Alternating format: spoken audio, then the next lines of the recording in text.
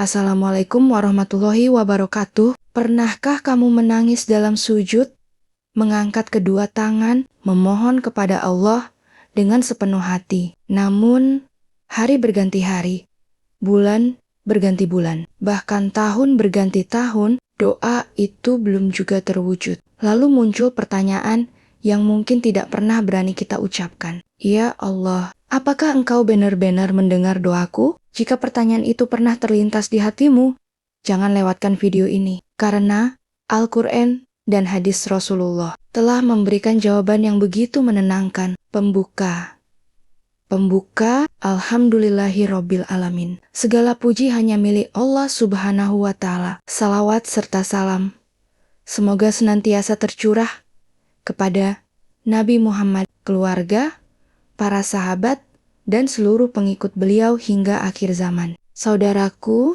yang dirahmati Allah, setiap manusia pasti memiliki doa. Ada yang berdoa agar diberi rezeki yang lapang. Ada yang memohon kesembuhan. Ada yang berharap segera mendapatkan pasangan hidup. Ada yang ingin memiliki keturunan. Ada pula yang hanya ingin hatinya kembali tenang. Namun, tidak semua doa dikabulkan sesuai waktu yang kita inginkan. Mengapa demikian? Apakah Allah tidak mendengar? Tentu tidak. Justru Allah sendiri telah menegaskan dalam Al-Quran. Dan apabila hamba-hambaku bertanya kepadamu tentang aku, maka sesungguhnya aku dekat. Aku mengabulkan permohonan orang yang berdoa apabila dia berdoa kepadaku. QS Al-Baqarah 186. Perhatikan ayat ini, Allah tidak mengatakan bahwa dia jauh. Allah mengatakan, aku dekat. Artinya, tidak ada satupun doa yang luput dari pendengaran Allah. Lalu mengapa masih terasa belum dikabulkan? Mari kita pahami bersama. Poin pertama, Allah mengabulkan doa dengan cara yang berbeda. Banyak di antara kita mengira bahwa doa yang dikabulkan hanyalah doa yang langsung menjadi kenyataan. Padahal Rasulullah menjelaskan bahwa setiap doa seorang muslim memiliki balasan. Beliau bersabda bahwa tidak seorang muslim berdoa kepada Allah dengan doa yang tidak mengandung dosa atau memutus silaturahmi, melainkan Allah akan memberikan salah satu dari tiga hal. Allah menyegerakan pengabulan doanya, Allah menyimpannya sebagai pahala di akhirat, atau Allah menghindarkan darinya keburukan yang sebanding dengan doa tersebut. Para sahabat berkata, kalau begitu, kami akan banyak berdoa.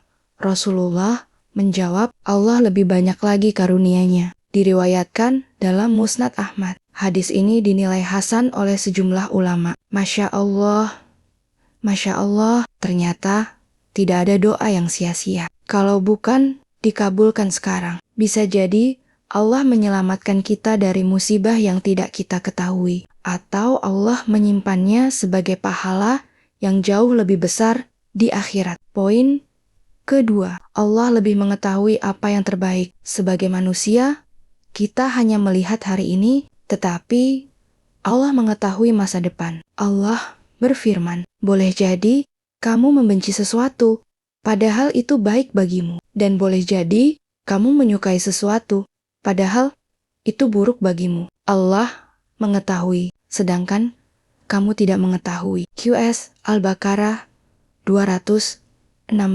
Bayangkan seorang anak kecil meminta bermain dengan pisau yang tajam. Orang tuanya menolak. Apakah itu berarti orang tua tidak sayang? Tentu tidak. Justru karena sayang. Begitu pula Allah. Kadang kita meminta sesuatu yang menurut kita baik. Namun Allah mengetahui bahwa jika diberikan sekarang, justru akan membawa mudarat. Maka Allah menundanya. Bukan karena membenci kita, tetapi karena kasih sayangnya. Poin ketiga, bisa jadi ada yang harus kita perbaiki. Saudaraku, kadang kita terlalu sibuk bertanya, kenapa doaku belum dikabulkan? Padahal kita jarang bertanya, apakah aku sudah memperbaiki hubunganku dengan Allah? Rasulullah pernah menceritakan tentang seseorang yang berdoa dengan sungguh-sungguh. Namun, makanan, minuman, pakaian, dan penghasilannya berasal dari yang haram. Lalu beliau bersabda,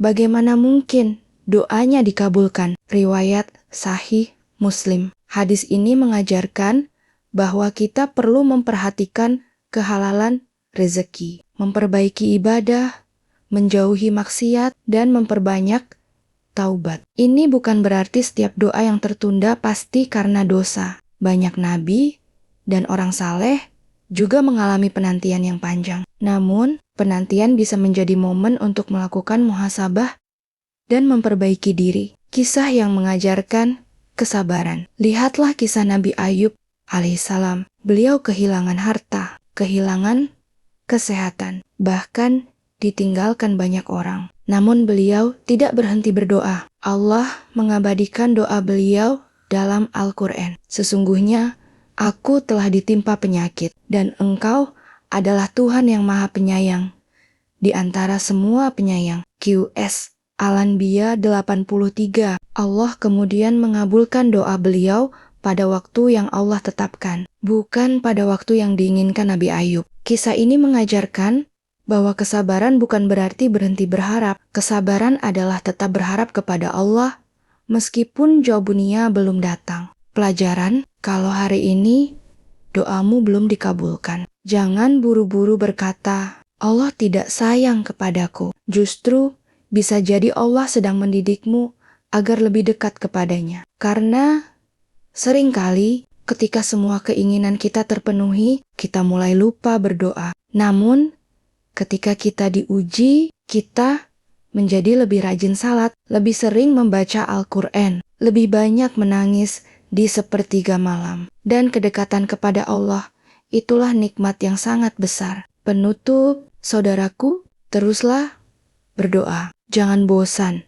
mengetuk pintu yang tidak pernah tertutup. Allah tidak pernah mengabaikan doa hambanya. Bisa jadi yang sedang kamu tunggu bukan sedang ditolak, melainkan sedang dipersiapkan. Dan ketika waktunya tiba, kamu akan memahami mengapa Allah tidak mengabulkannya lebih cepat. Semoga Allah menjadikan kita hamba yang selalu berbaik sangka kepadanya, menerima doa-doa kita dengan cara terbaik, mengampuni dosa-dosa kita, dan memberikan akhir kehidupan yang husnul khotimah. Amin ya robbal alamin. Wassalamualaikum warahmatullahi wabarakatuh.